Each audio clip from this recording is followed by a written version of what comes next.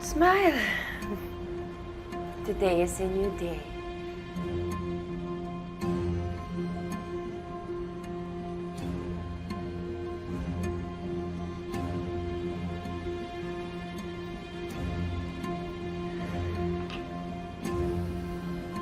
See?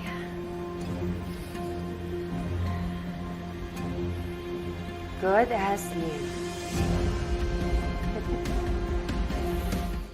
Kasi eksaktong 1 taon na mula nung nabalita ang patay na si Shaira eh. Aya? Pero hanggang ngayon wala pa rin bangkay na nahahanap. Yung takot ko, hindi maalis-alis na baka mamaya bigla siyang bumalik.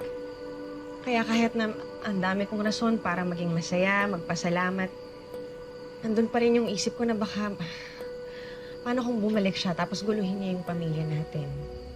Christy, that's not going to happen. Patay na si Shaira. Eh, hindi ba nga? Lumabas na sa DNA test results yung kamay na putol na sa kanya yon. Hindi naman kasi tayo pwedeng maging 100% na sure, diba? Nung 4 na taon na nawala ako, akala ng lahat, patay na talaga ako. Paano kung yun din yung mismo ginagawa ni Shaira ngayon?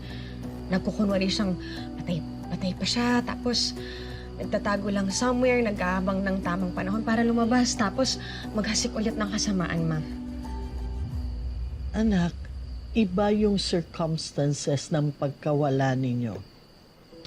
Si Shaira was in an explosion sa dagat. Kaya imposibleng buhay pa siya. And of course, we all know her.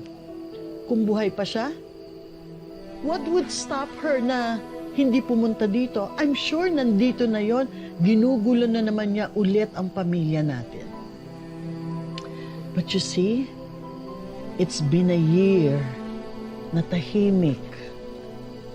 So, wala na siya.